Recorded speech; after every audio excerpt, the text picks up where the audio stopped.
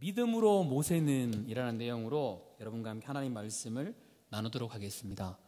11장에서 오늘 본문에 보면 모세가 등장합니다. 모세는 11장에 갑자기 이곳에서 왜 등장하는 걸까요? 히브리서를 썼던 저자는 어떤 의도를 가지고 모세의 이야기를 했던 걸까요? 성경을 이해할 때, 성경을 해석할 때 중요한 해석의 방법이 있습니다. 그 방법은 이 성경이 어떠한 상황에서 언제 기록되었는지를 아는 겁니다. 어떠한 상황에서 언제 기록되었는지를 모른다면 이 단어가 이 상황에서 왜 이렇게 기록이 되어 있는지, 왜 인물이 여기서 왜 등장하는지 그 내용을 알기는 쉽지가 않습니다. 이단들은 성경의 각 단어가 각 성경마다 다르게 해석되는 경우들이 많거든요. 이 상황에서는 이렇게, 저 상황에서는 이렇게. 그런데 동일하게 해석하다 보니까 내용 자체가 이상하게 됩니다. 누군가가 편지를 씁니다. 여러분이 편지를 받았어요. 근데 받는 상황에 따라서 이 내용은 다르게 들립니다. 편지에 보니까 이렇게 적혀 있습니다. 현재 SBS 상황은 어때? 자, 우리 같으면 어떻게 이해해야 될까요? 특히 방송국에 있는 사람 입장에서 SBS, 방송국을 얘기하는 건가 보구나. SBS 상황은 어때? 이렇게 이해가 되어지는 거거든요. 또 만약에 선교단체에 있다 그러면 선교단체에서 SBS라는 단어는요, 학교로 쓰입니다. Study Bible School, 성경 공부거든요. 그러면 이때 SBS는 어때라는 상황이 이 사람들한테 이 SBS는 성경 공부 지금 어떻냐고 물어보는 걸로 들리거든요. 또한 호흡기 내과에 있는 교수님이 학생들한테 SBS는 어때? 라고 물어봤을 때 이 SBS는 빌딩 질환 증후군, Sick Building Syndrome 이라고 해가지고 실내 공기 오염으로 생긴 새로운 질환, 이것을 이야기할 때 쓰는 거거든요. 동일한 SBS라도 어떠한 상황과 언제 쓰여지는가에 따라서 그 내용은 완전히 달라집니다. 그래서 우리는 이 히브리서를 읽을 때 먼저 기억해야 될 것은 이 히브리서는 어떠한 상황에서 기록되었던 걸까요? 히브리서의 배경을 잠깐 보겠습니다. 64년 7월 19일, 1964년 아니고요, 2064년 아니고요, 64년 7월 19일 기름창고에서 우연히 작은 화재가 일어납니다. 그런데 이 화재가 이 전체 시내를 번집니다. 이거를 로마 대화재라고 이야기합니다. 얼마나 이 화재가 강렬했는지 바람을 타고 막 불어오는데 로마가 그 당시 학자들에 따르면 14구역으로 로마를 구별했습니다. 그런데 10구역이 완전히 다 타버렸습니다. 로마는 사실 역사적으로 보면 침공을 받은 적이 별로 없어요. 그러니까 도로 정비 이런 것들이 잘 되어 있다기보다는 돌, 나무 이렇게 짓고 막 좁게 이렇게 되어 있어서 도시에 대한 정비가 그렇게 잘 되어 있는 곳은 아닙니다. 그런데 나무와 풀로 지어졌던, 그리고 돌로 지어졌던 곳에 화재가 퍼지니까 이 화재가 급속도로 크게 퍼지게 됩니다. 화재가 너무 심하게 나니까 막 무너져 내리잖아요. 재산을 가지고 올 수도 없고 몸만 피해야 되는 거죠. 아픈 분이 있으면 고동도 못해요. 오다가 많은 사람들이 죽는 그러한 상황이었습니다. 기록에 따르면 6일 가까이 화재가 일어났다고 이야기합니다. 다 탔어요. 4구역만 빼고요. 4구역도 이게 뭐 잘 돼서 그런 것이 아니라 강 북쪽에 있었거든요. 강이 있으니까 불이 안 났던 거지, 강 없었으면 로마 전체가 다 타는 그런 상황이었습니다. 사람들은 분노하죠. 이 화재 어떻게 일어난 건가? 졸지에 부모님을 잃어버렸고요, 자녀를 잃어버렸고요, 집이 다 타버렸어요. 화가 나지 않을까요? 화가 나서 원인을 찾습니다. 이 화재가 어디로부터 비롯된 것일까? 찾다 보니까 떠오르는 게 있어요. 예전에 네로 황제가 이런 이야기를 했었습니다. 낡고 오래된 로마를 싹 다 부수고 만들어보자. 의심이 드는 거예요. 네로 황제가 그랬던 것 같다. 성난 군중들이 몰려옵니다. 근데 아직까지도 누가 불을 냈는가에 대해서는 잘 모릅니다. 최근에 학자들은 이런 얘기를 합니다. 타키투스의 연대기라는 책에 보면 그 당시에 네로는 로마에서 80km 떨어진 안티움이라는 별장에 휴가를 갔거든요. 그래서 네로가 저질렀다고 하기에는 보기에는 어렵다라는 얘기도 하고요. 그리고 반덴베르크라는 교수는 이렇게 얘기합니다. 네로가 저지른 것이 아니라 올리브유를 판매한 누군가의 실수로, 올리브를 판매하는 그곳에 있었던 곳에서 실수로 화재가 일어나서 번진 것이다 라고 말하기도 합니다.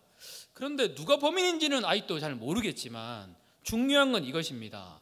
분노한 군중이 왔었을 때에, 네로가 그랬어 하고 왔었을 때에 이 네로가 이렇게 얘기합니다. 내가 한 것이 아니다라고 그친 것이 아니라, 내가 한 것이 아니고 이 불을 저지른 사람은 그리스도인이다. 이 역사적인 팩트거든요. 그리스도인이 이 불을 질렀다.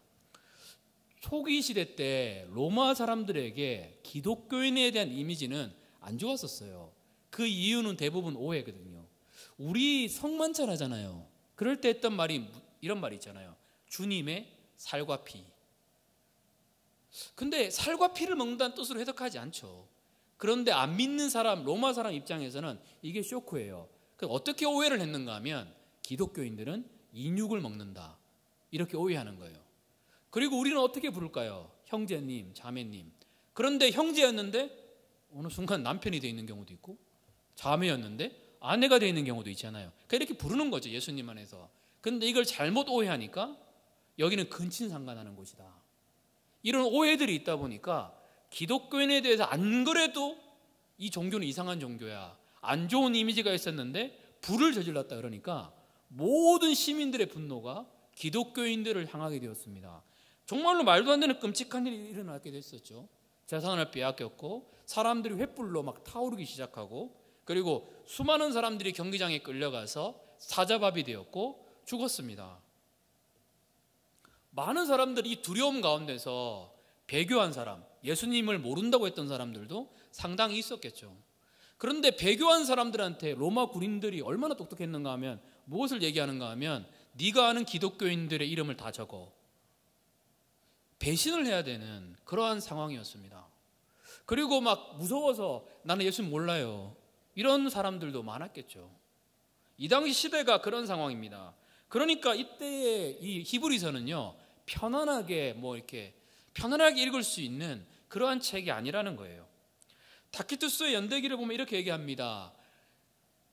이들이 더 무거운 죄를 지었어도 처형 방식의 잔혹함은 하도 그 기독교인들을 잔인하게 탄압하고 죽이니까 이 모습을 봤었던 시민들이 도리어 동정심으로 채웠다라고 역사가는 그때의 일들을 이렇게 기록합니다.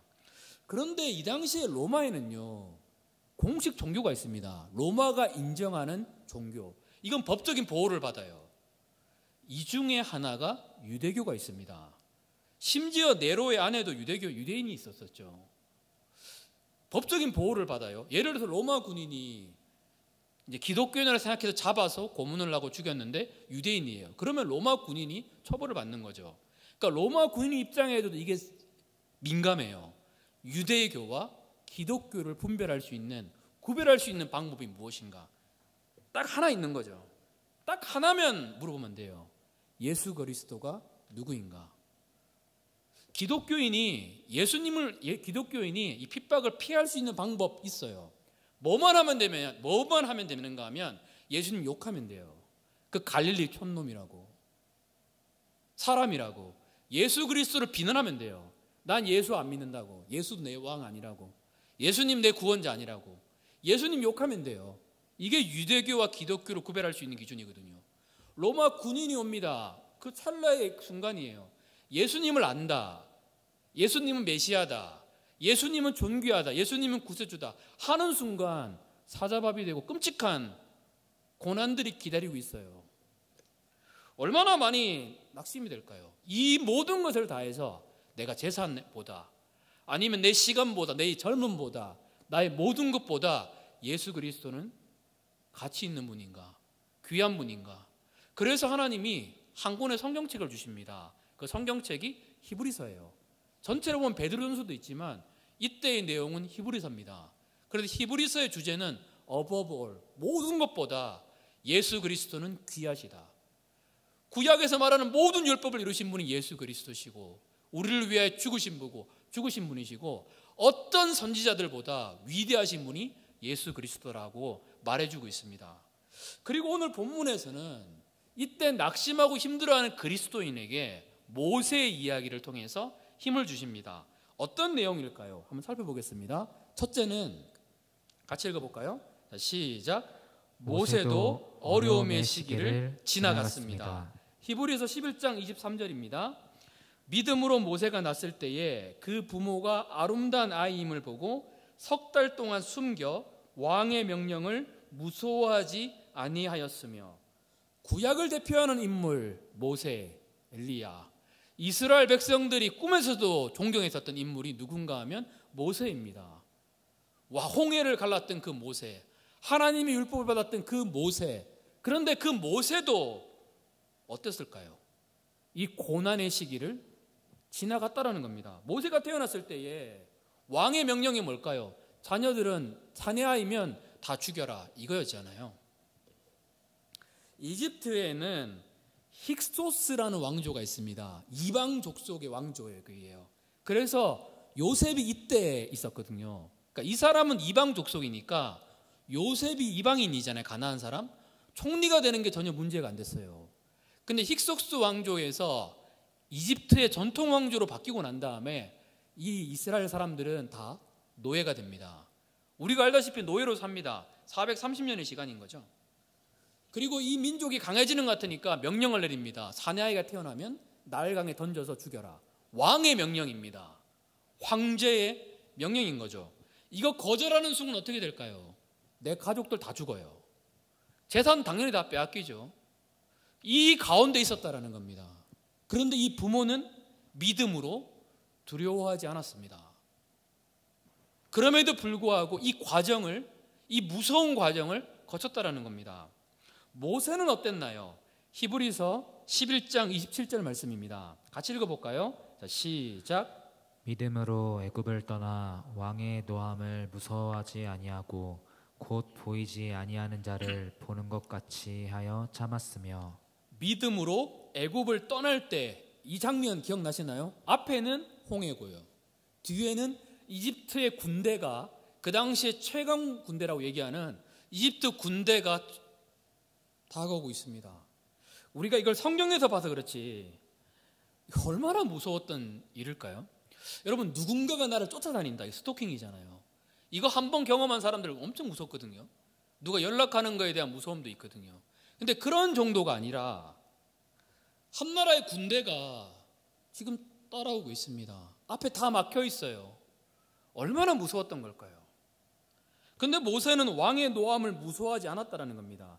이 싸움을 모세도 했다라는 거거든요. 믿음의 선배인 모세는 그래도 잘 갔는 줄 알았는데 이 모세도 여기 가운데 낙심하고 이 가운데 힘들어하고 하나님 어떻게 되셨냐고. 이것도 모세의 삶이라는 겁니다. 이 당시에 고난 가운데 있는 그리스도인들에게 용기를 주는 겁니다. 힘을 주는 거거든요. 모세도 이랬다. 나만 힘든 줄 알았는데 나만 힘든 게 아니었구나. 세상 자체가 힘들구나. 이거를 알면 힘이 생깁니다.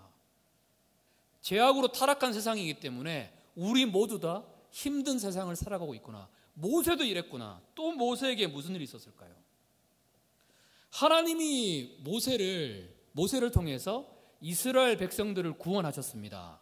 그리고 난 다음에 이제 무슨 일이 있었던가 하면요, 하나님이 보내셔가지고 이스라엘 백성들을 구원하실 때에 파라오에게 가가지고 이야기합니다. 하나님이 보내시라고 그러셨어요.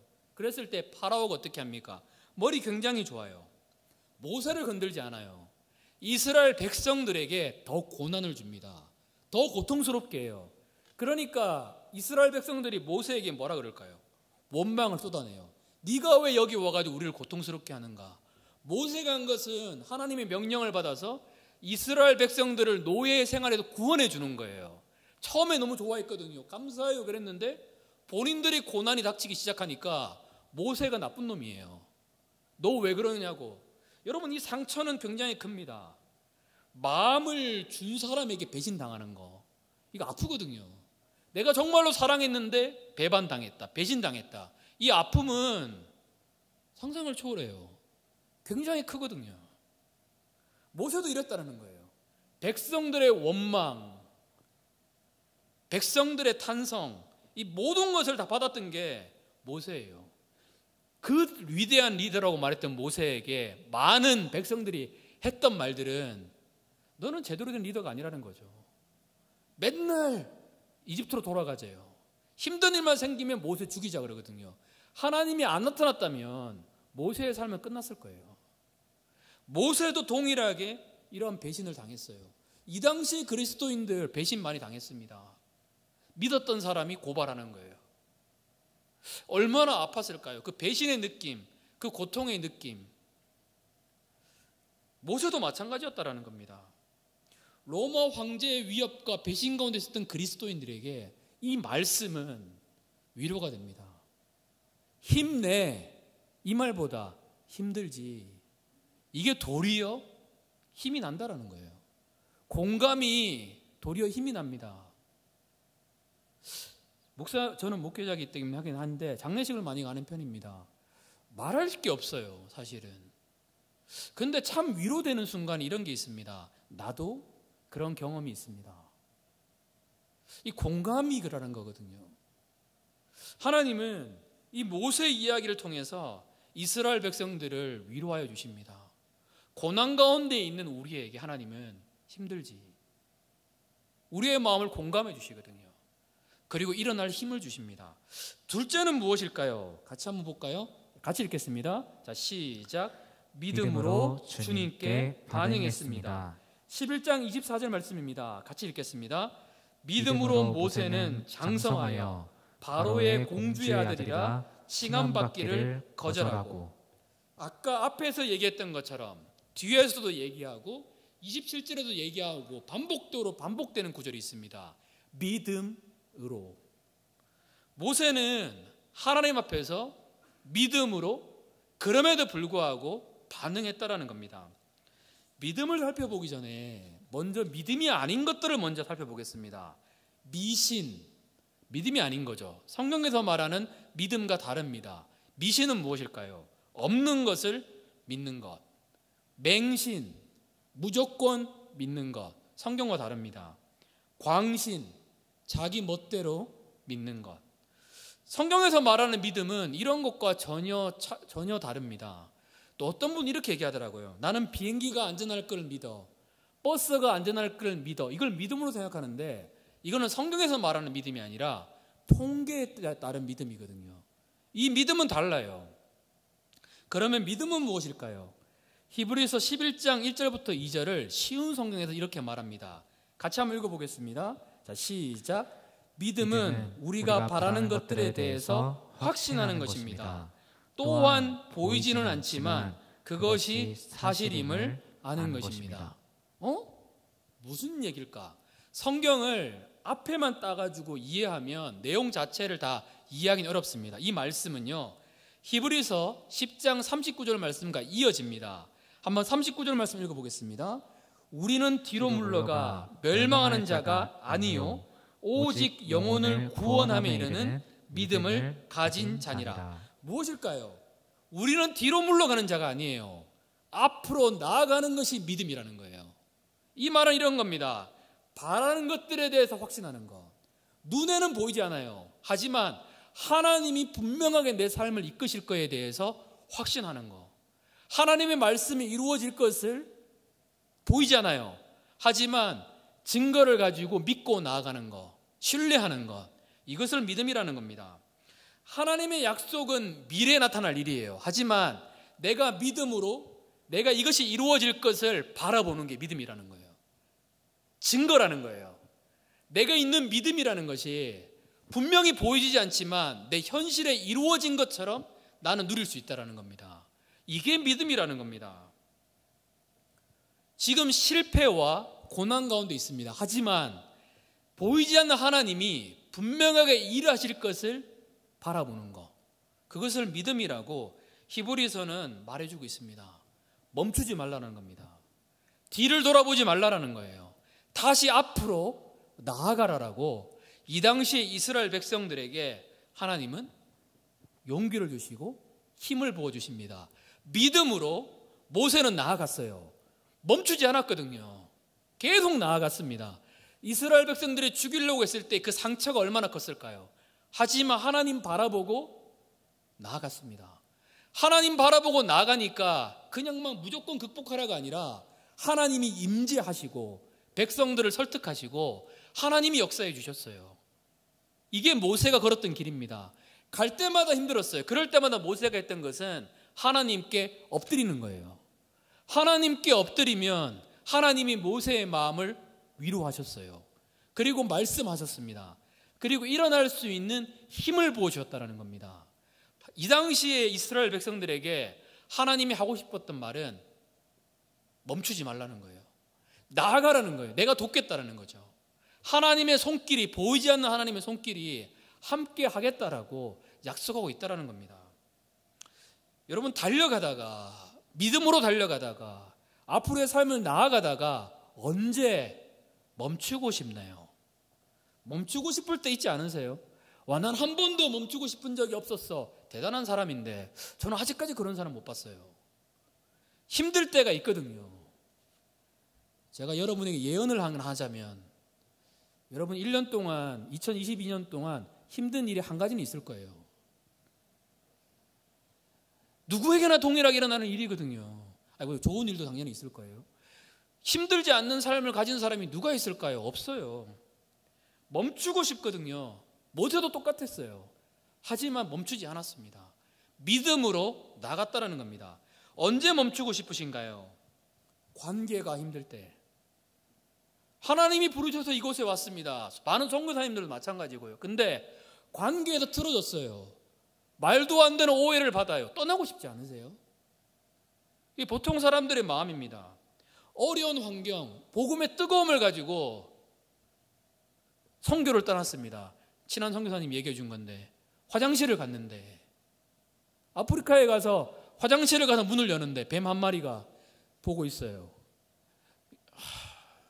뱀을 좋아하시면 모르겠는데 무섭지 않나요?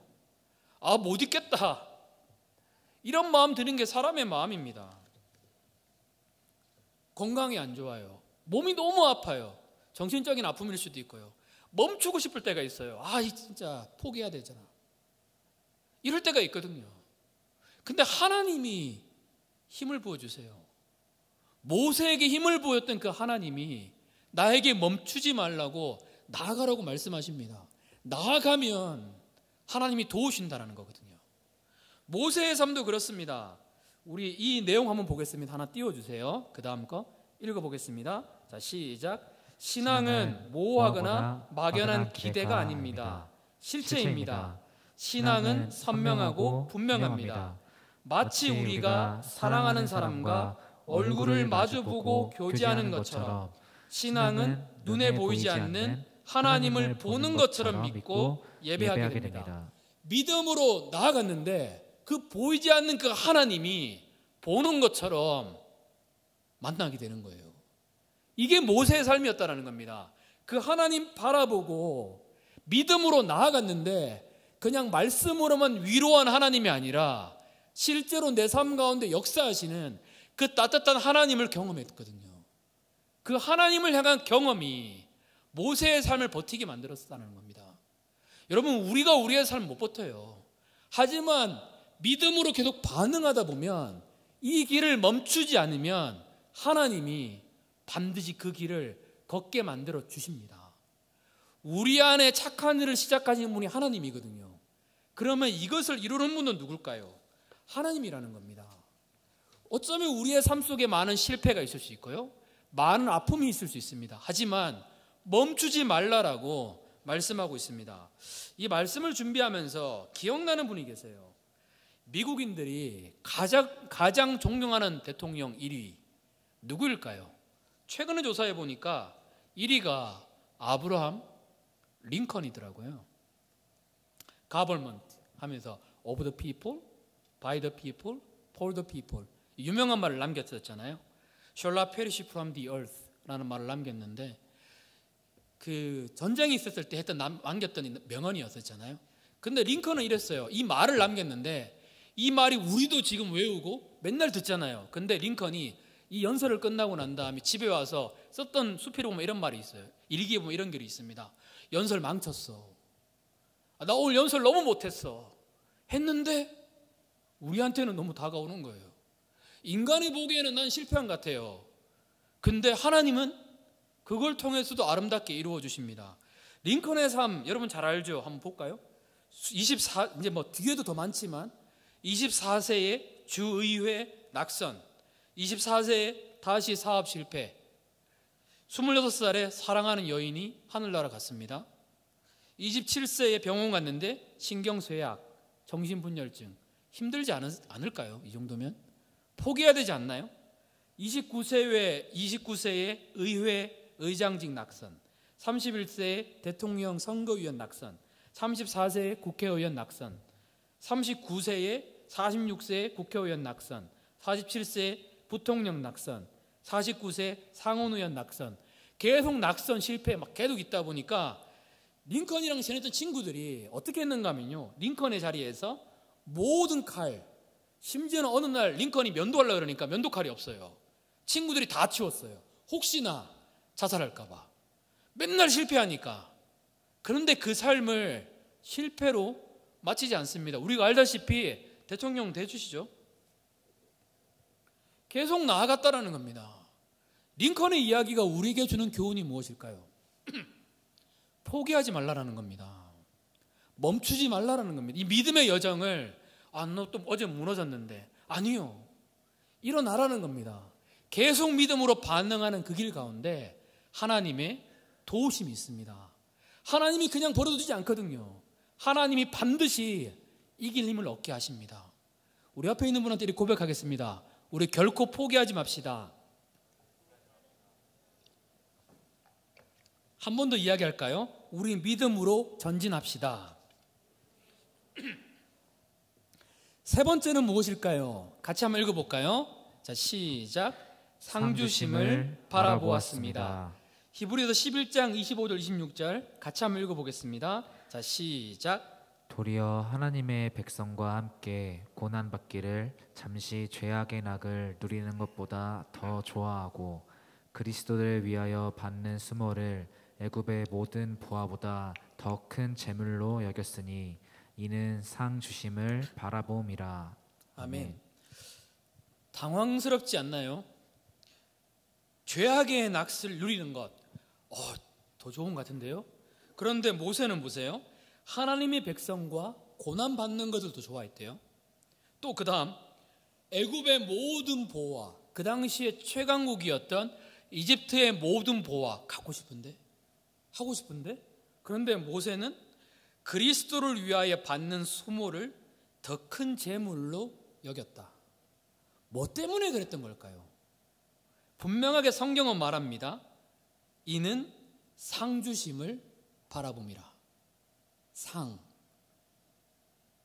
25절에 보면 이렇게 얘기하죠.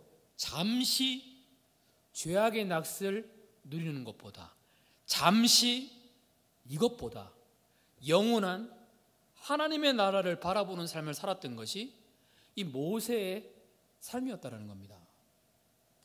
굉장히 중요합니다. 죽음이라는 것 있잖아요. 제가 제 친구 중에 물리학을 공부하는 친구가 있어요. 이 친구랑 얘기하면 신기한 얘기들 많이 해요. 막 상대성 이론, 뭐 중력의 법칙부터 시작해서 막 시간은 흐르는가, 뭐 이런 얘기들 하고 막 그러는데, 이 친구, 물리학을 공부하는 친구도 이런 얘기를 합니다. 차가움을 정의할 때에 차가움을 이렇게 정의합니다. 열의 부재. 실체가 없다라는 거죠. 열의 부재. 어둠은 뭘까요? 빛의 부재. 빛이 없어지는 게 어둠이라는 거예요. 자체로 존재하는 게 아니라는 거죠. 죽음은 뭘까요? 생명의 부재. 그런데 우리 안에는 누구의 생명이 있을까요? 예수 그리스도의 생명이 있습니다. 죽음을 생각해 보면요, 우리의 모든 생각들은 죽음 가운데서 생각합니다. 잠시 이 땅에 우리는 머물러 있는데 우리의 모든 성공과 우리의 모든 형통의 기준을 우리는 어디로 생각하는가 하면 이 땅에서 이 땅의 기준을 가지고 생각하고 판단하기가 너무 쉽다라는 겁니다. 죽음, 아 끔찍해. 죽음, 아 고통스러워. 이렇게 많이 보거든요. 그런데 중요한 것은요, 성경에 따르면 이렇습니다. 우리는 죽음이 아니에요. 왜냐하면 생명의 부재가 일어날 수 없거든요. 죽는 순간 딱 눈 뜨면 바로 예수 그리스도의 품에 안겨 있습니다. 새로운 생명이 우리에게 있습니다. 아무리 인생이 길어도 100살 이상 사는 분 별로 없거든요. 그런데 그 이후에 영원한 세상이 우리에게 주어져 있습니다. 그래서 그리스도인들에게 죽음은 또 다른 시작이라는 겁니다. 눈 뜨면 가장 영원로운 예수 그리스도의 품에 안겨서 천국에서 왕노릇합니다. 물론 이 땅에서 누리는 천국이 있습니다. 하나님의 성경에서는 이것을 말해주거든요. 하지만 죽어서 누리는 그런 하나님의 나라도 여전히 등장하게 되어 있습니다. 왜냐하면 하나님의 나라는 하나님이 다스리는 그곳이거든요. 모세가 바라봤던 게 무엇일까요? 모세에게 어떠한 가치가 가장 중요했던 걸까요? 모세에게 가장 중요한 가치는 이 땅에 있으면서 차라리 고생하는 게 낫다라는 거예요. 왜냐하면요, 영원한 하늘나라의 상이 더 크다고 봤거든요. 그러니까 이러한 말도 안 되는 고백이 나타난다는 겁니다. 하나님의 백성들과 고난받는 게 잠시 죄악을 누리는 것보다 더 낫다. 그리스도를 위하여 받는 수모, 애굽의 모든 보화보다 더 큰 재물로 여기게 된다. 가치가 바뀌게 되었다는 거거든요. 영원한 하늘나라를 바라보니까 이 가치가 바뀌었습니다. 이 가치가 분명한 사람들은 그 가치를 이루는데 모든 것을 걸게 되어 있습니다. 올림픽 선수들 메달 따기 위해서 4살, 5살 때부터 트레이닝하고 훈련하고 연습합니다. 살 빼려고 하고요, 막 끊임없이 훈련합니다. 정말로 피곤한데 그럼에도 불구하고 체력을 유지하고 최선의 힘을 다해서 나아갑니다. 이유는 뭘까요? 메달요, 금메달요, 내가 선택한 길요. 이게 가치 있다고 생각하는 사람들은요, 거기에 모든 것을 걸게 되어 있습니다. 모세는 하나님을 만나고 난 다음에 뭘 봤을까요? 영원한 천국의 가치를 봤어요. 그렇기 때문에 이 땅에서 내가 고난받는 것을 더 낫게 여겼습니다. 이것이 이 당시에 고난받고 있는 그리스도인들에게 어떠한 의미로 다가올까요? 지금 세상을 살아가는 우리에게 하루하루 살아가는 게 의미가 있을까? 여전히 열심히 살아가도 내 삶이 풀리지 않은 것 같은데, 여전히 내 삶의 질병 때문에 여전히 힘들고 아픈데 여전히 이게 무슨 의미가 있을까? 놀라운 의미가 있습니다. 이 땅이 전부가 아니거든요. 영원한 하늘나라의 상이 있습니다. 그래서 모세는 이 상을 바라보고 꾸준하게 전진해 나갔습니다. 그 존 파이프라는 목사님이 비극이라는 단어를 이렇게 정의를 하시더라고요. 어떻게 정의하는가 하면, 부자 돼가지고 은퇴하고 난 다음에 여전히 골프를 치고 있는 톰, 여전히 매일 하루하루 삶을 편안하게 보내는 톰의 삶이 내가 보기에는 비극이다. 하지만 연세가 80이 들었음에도 불구하고 여전히 복음에 불타오르고 잃어버린 영혼들을 위하여 헌신하고 다니는 그 삶, 여전히 선교사로서 나아가도 지냈던 그 삶, 나는 그게 축복이다. 이분의 비극과 축복의 단어는 많이 달라요. 왜냐하면 이 땅의 기준으로 보는 것이 아니라 영원한 하늘나라의 기준으로 바라봤거든요. 모세가 바라봤던 것은 이 기준입니다. 우리에게는 영원한 천국이 있습니다. 어떤 고난이 있더라도 그 고난은 반드시 끝나게 되어 있습니다. 우리 하나님이 계시거든요. 그리고 우리에게는 영광의 상이 있습니다. 올림픽 선수가 메달 따기 위해서 그렇게 나아가는데, 우리가 만약에 그 정도라면, 그 정도 마음으로 영원한 하늘나라의 메달을 향해서 나아갈 수 있다면 우리에게 무슨 일이 일어나는 걸까요? 고난이 다가왔는데 그냥 세상을 살아가면 누구에게나 다가오는 고난이구나, 인생은 어차피 힘들구나, 그래도 나아가자, 이 마음으로 나가는 사람에게 하나님은 어떠한 일을 이루실까요? 이 고난 가운데 있는 히브리서 성도들에게 이 히브리서는 놀라운 위로와 놀라운 평강을 주었습니다. 이 은혜가 우리 청년들에게 가득하시기를 축복합니다. 우리 같이 기도하겠습니다. 우리 같이 기도할 때에 이런 기도했으면 좋겠습니다. 모세도 힘들었습니다. 모세도 아팠고 모세도 고난을 당했습니다. 하지만 멈추지 않았습니다.